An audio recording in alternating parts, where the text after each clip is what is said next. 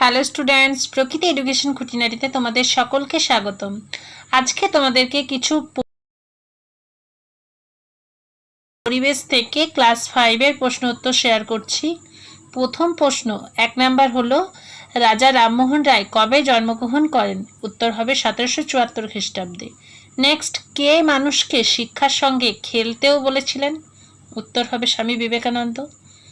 3 নম্বর প্রশ্ন, আচার্য প্রফুল্লচন্দ্র কে ছিলেন? উত্তর হবে খুব বড় বিজ্ঞানী ও শিক্ষক।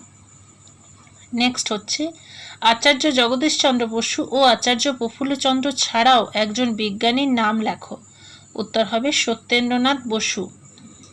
5 নম্বর প্রশ্ন, কে ইংরেজদের বিরুদ্ধে লড়াই করে আজাদ হিন্দ ফৌজ বানিয়েছিলেন? উত্তর হবে নেতাজি সুভাষচন্দ্র বসু।